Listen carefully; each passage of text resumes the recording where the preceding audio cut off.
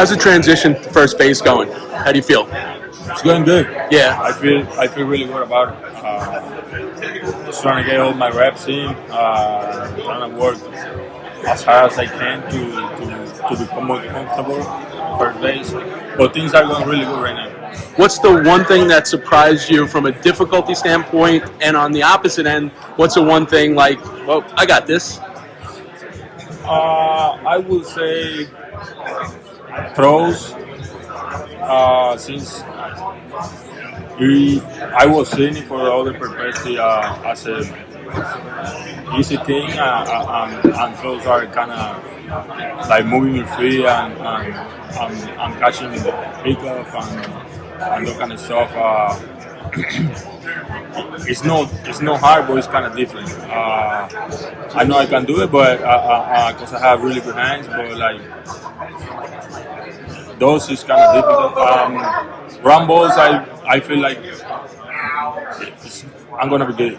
Yeah, so I noticed the one thing that you can see when you're doing those drills where they're hitting those ground balls from the machine, how soft your hands are, and those scoops, they seem to come natural to you. Is that just the repetition over the years of taking those ground balls at short and softening those hands? Yeah, I think it is, especially because I've been doing that for a long time. You know, being catching those ground balls, those close ground balls, those drills, doing those drills, and right now doing it against my team is good. I like it. I really like it, and make your hands softer, and your reaction is better, and it's a really good work. It's interesting because you take a look, you know, Marcus Semien, Bo Bichette, all, taking different positions where they haven't played as much in their career. It's a selfless act, but how important is being a selfless player to growing an organization that wins? It is very important. When you see a guy that is committed to just make the transition, and he's committed to put the work in, and he's committed to do it for the team, it's a good team. It's a great team for the team, and it just get us together and know that we all have a goal, and we just want to get better at the position. It's interesting because so much is made of leadership, and sometimes it's the guys that talk a lot. But for a guy like Brett Beatty and Mark Vantos, who came up, their position was third base. But when they come in, they see guys who have been stars in the game, changing positions. What message does that send to them and make them more adaptable? Both of them taking reps in the outfield, first base. How important is it for them to see you guys doing what you do? It is important for them. I'm for the young guys, and for everybody that wants to play in the big league. This game is becoming now where if you are more versatile,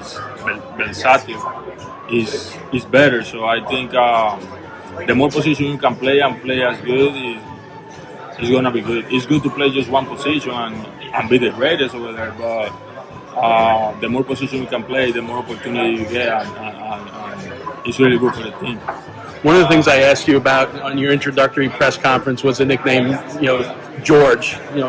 In reference to they called you George Bonds in reference to your ability to come up big in the clutch. But Bo Bichette's another guy who's got that same aura about him that always comes up big in the clutch. How important is that, knowing in a lineup that you have two guys that are known that are clutch players? It is very important, and I think. It's all about the preparation.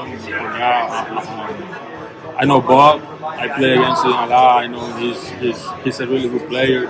He's a really good player, and he's clutch. And we love that. I mean, we love to have a guy like him in the lineup. Lastly, the technology since the day you started in the pros to now it's just changed so much, including spring training. You guys were doing sprints with the machine, which is supposed to help you, gain speed. Every single thing you can take a look during BP. You can look and see what your exit velocity was.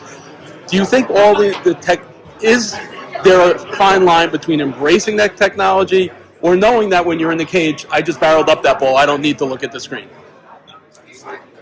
It goes both ways. Technology is really good for us.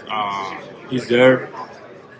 He's there to use it, and it's good when you use it right. You know, when you want to know your when you want to know what you do, how hard you hit the ball, and all that kind of stuff. It's good to have it there, but it's also good to have a feeling when you feel good and all that kind of stuff. It's the human part, you know. It's the human part, and it's very important too. So I think it's really good both sides. So you can use the technology because it's there and we need it, and it's also good to like have a feeling and don't forget the human part of the game.